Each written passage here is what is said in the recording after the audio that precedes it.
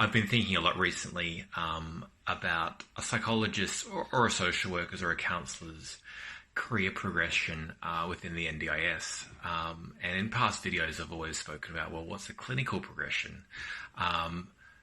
But as I grow my company within the NDIS, I'm just realizing that there's a role for clinical staff, specifically, in these professions, especially social work and psychology, within also running an actual NDIS business and going into management, that type of stuff.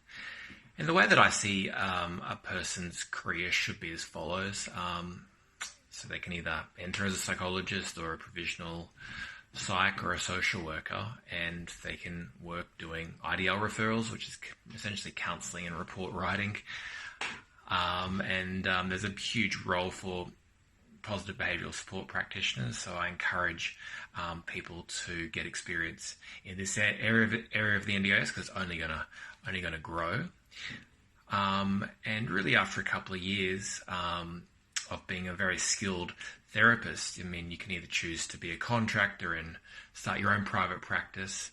But I would really encourage you to also to think about, being a clinical lead of a team of people, for example, or even to move into an area management role as well, which is essentially you're managing a number of clinical staff because you have on-the-ground experience. And this is what is seriously lacking with people who in management who don't have that sort of clinical experience to begin with. And honestly, I don't think that if you have aspirations, I don't see there's any reason why you can't, be in general management or be in upper management or even run a larger NDIS provider, especially if it is in, psychology or the allied health sphere.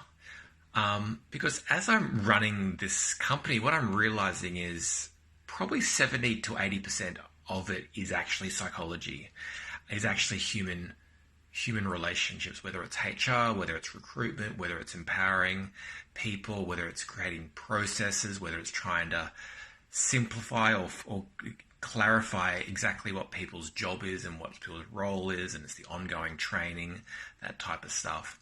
Well, yes, it is finances and it is managing staff, again, psychology, strategic thinking, all this type of stuff.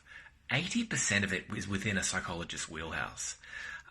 So I actually think that people who should be running these type of NDIS companies are actually the ones who have that humanities or social sciences background.